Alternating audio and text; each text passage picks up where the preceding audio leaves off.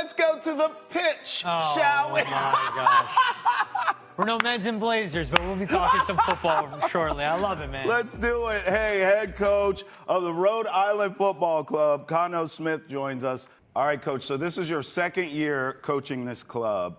I want a scouting report from you as a coach. I mean, are you feeling more comfortable in year two? How do you feel like you're doing in terms of your evaluation of yourself?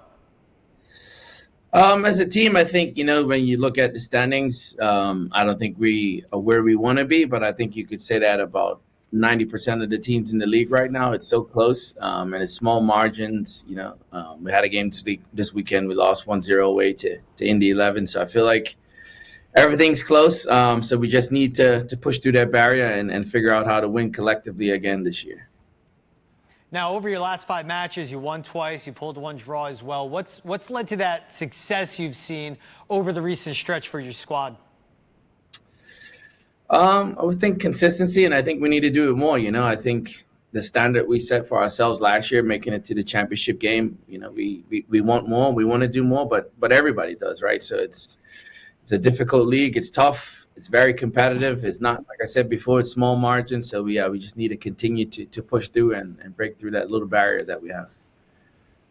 Coach, one thing George and I always talk about on this show with all sports and all these teams is culture and identity.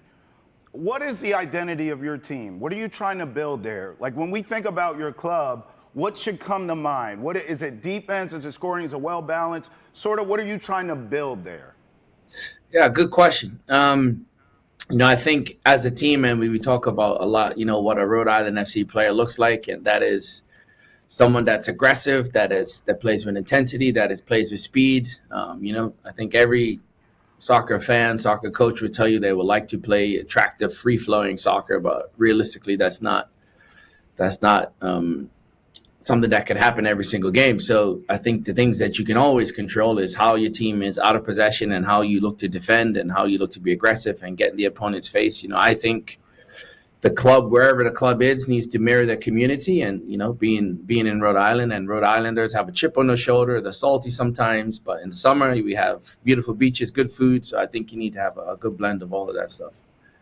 Hey, that chip on their shoulder, being salty. I mean, that's the Northeast. That leads to that aggression. Yes. So I love it that you point that out in your players. And, of course, anyone wants to catch the next 2 matches for your guys, the next 2 Saturdays, both at home, hosting Hartford. Huge caps coming up for you. When you point out that aggression, building that community, I want to tap back into your time as a player. Over 150 appearances as a player, also 33 for you playing for Bermuda as well. Was that the type of player Khano Smith was back in the day as well, we would see on the pitch? Yeah, I think sometimes, I definitely had speed and used my speed. I think, you go back and evaluate your career as I don't know if I would have liked coaching myself sometimes, to be honest. I think I've grown a lot as a person and as a coach. So it's interesting to see some of the interesting character traits that your players would share with you and some of the things that you don't like and you probably wouldn't like about yourself, but the things that you do like about yourself. So that's an interesting self-reflection for sure. Does that ever happen to you? You may be getting on a guy and maybe ripping into him, you go, he plays like me. I feel like I'm talking to my younger self, which maybe has you ease up as a coach and go, I like that competitive spirit. Yeah, look, they're all different, right? We're all human beings, so I think you need to figure out what makes them all click and what makes them all, what can help you get the best out of them. So and you try to give them your life experiences and be like, listen, this situation, I have been there before, and I'm telling you, this is what you need to do. But, sometimes they're like your kids too, and like you need to let them go through it and experience it on their own for them to learn. Okay, let's talk about your kids. I mean, we hear about you, the player. We have a glimpse into that. Tell me about the guys now. There's members of our audience just watching this interview for the first time. They're going to go check you out now. Who are some players we need to watch? Who are some players we need to keep our eyes on that jump out on your club, Coach? Yeah, I mean, I think, when you're trying to draw people to come and watch your sport and watch your team and watch soccer, you need to talk about attacking players. So I think, you need to start. You can probably start with one of our player. He was our club player of the year last year, Noah Fusan. He's an incredible kid. He's from California. He's got that energy about him. He's just a free-flowing spirit, loves everybody, makes everybody laugh. He talks to everybody. So he's I think he's certainly a fan favorite. We have another attacker, J.J. Williams, who's more powerful, more speed, more aggression, great in the air, 6'4", big frame. So he's another one that I think fans really enjoy. Amos Shapiro-Thompson, he's a local kid. I coached him when I was a coach at the Revolution Academy, so he's from the area, so to speak. And he's, I think he's like the people's champ, so to speak. He's a little bit shorter, but he has energy and he has aggression and he just runs all over the place and he kicks people, and people love watching him. So those three, I would say. I hate singling out guys and I hate leaving people out, but I think if you go around, if you ask fans, I would say certainly those three are probably top on a fan favorite list, so to speak. Hey, Amos, for the short king and me, I always got to root on these shorter guys. Short king. Getting out there, making an impact on the pitch. You also have some great playmakers like Clay Holstad. Yep. Obviously, we know Dequan Rodriguez, what they bring as well. What does that scoring depth bring for your squad on the field as well?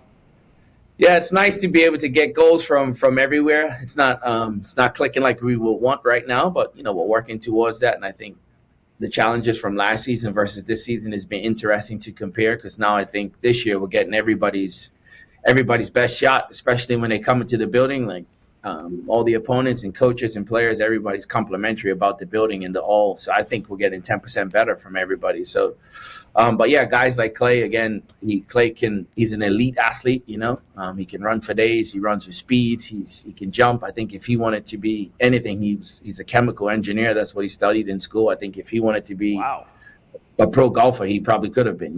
He's just that type of person that's good at everything that they put their mind to.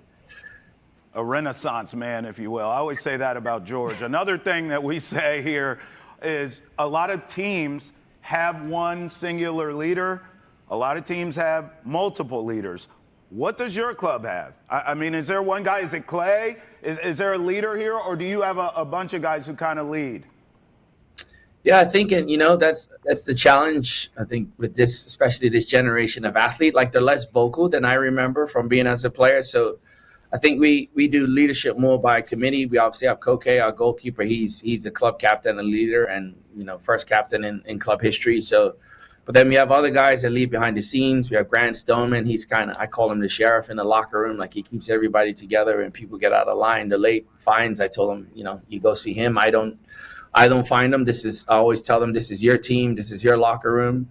So you guys need to develop the behaviors that are acceptable to you and what you want to accept from your teammates. So we have a bunch of guys.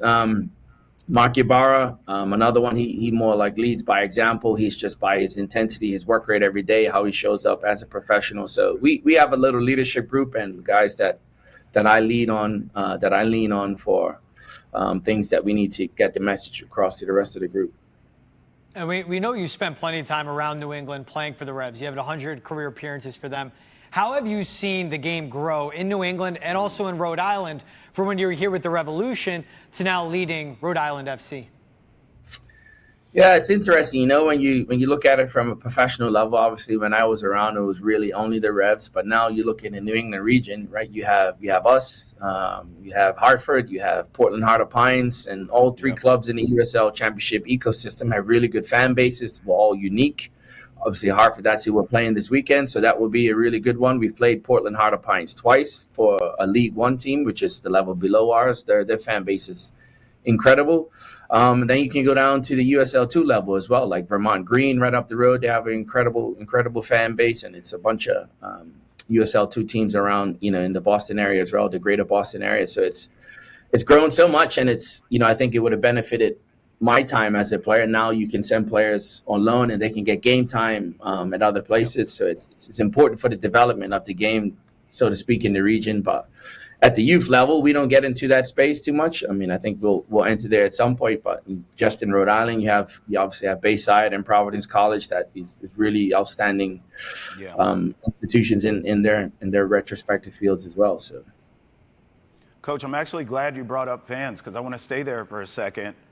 Talk to me about your fans. I mean, what has the Rhode Island, we talked about sort of the personality. There's a chip on the shoulder. There's a toughness there. But what have the fans meant to your club? How great have they been?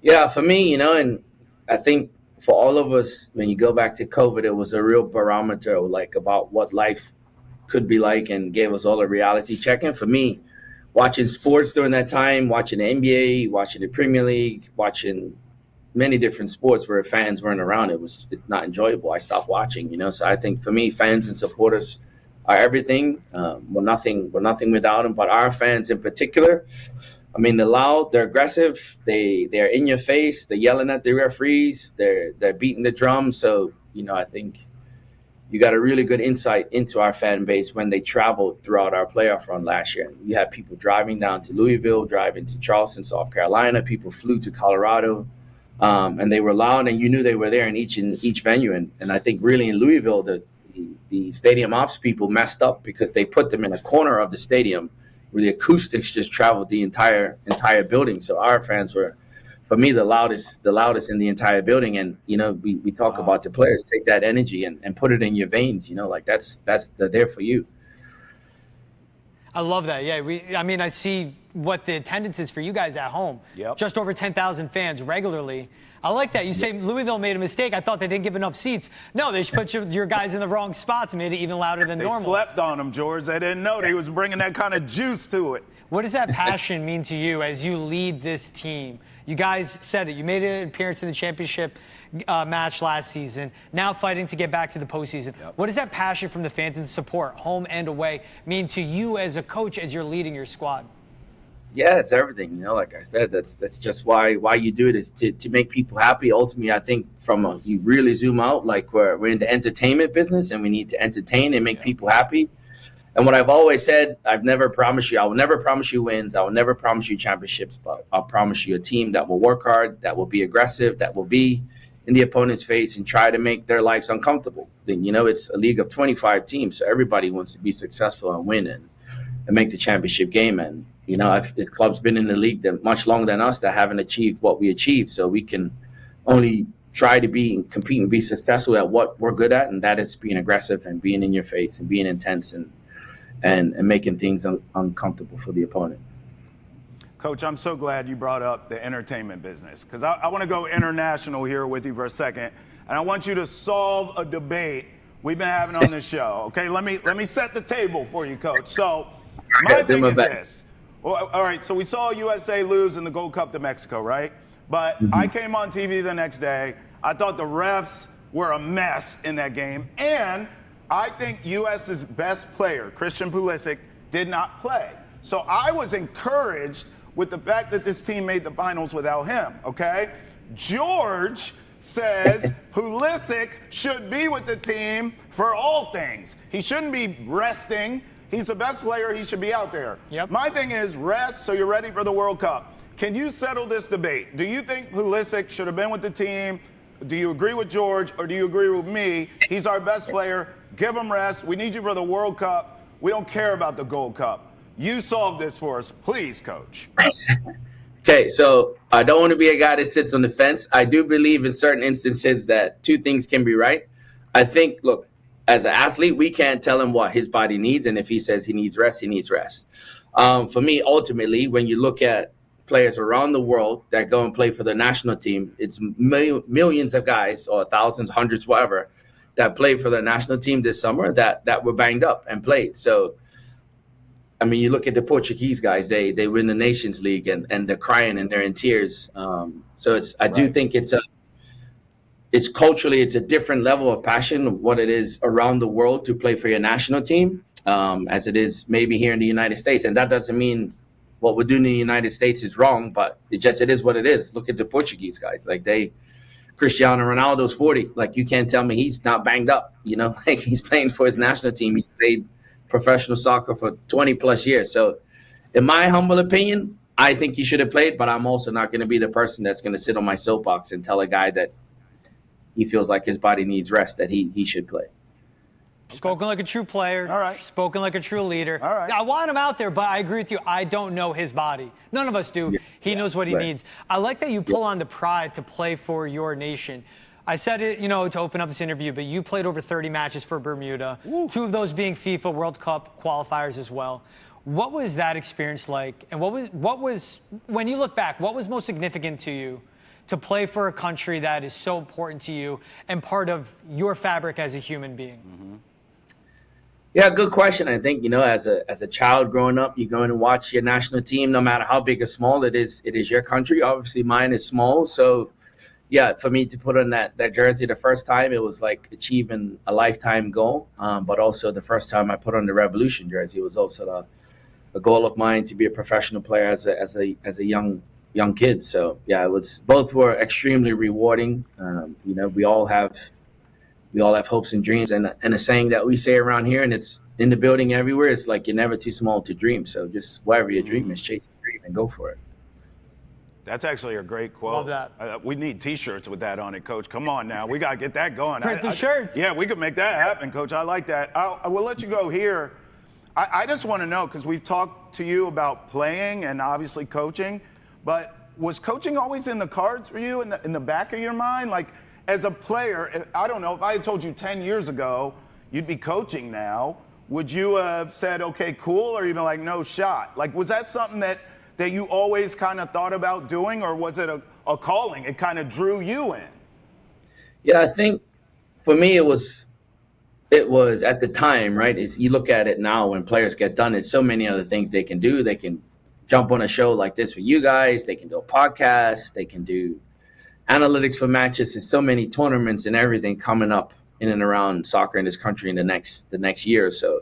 But I think when I started getting into it in coaching, I obviously wanted to stay connected to the game. And I think for me, that was really the only avenue I saw for myself at the time. Now, looking at it, 10 years on, like, there's so many more different avenues that guys can go into. So I think I definitely knew I wanted to be connected to the game, and that was the one that was most accessible to me. But now I think it's so many different avenues for players that they can get into to stay connected to the game and make a good career, make a good living. So maybe it's different if stuff was available like 10 years ago. But I do enjoy coaching, but I also enjoy this sort of stuff. Like I enjoy commenting and doing analytics on games. So I just want to be connected to the game in any form or fashion. So hey, this is great news. I mean, listen, we have your games here on Nesson, so we can have you on and talk your club anytime. Also, I don't know if you heard, Coach, there's a World Cup going on next year. They're playing games here in Boston. We'd love to have you back for that, my friend. I mean, come on, Coach. A nice little relationship is building here, huh?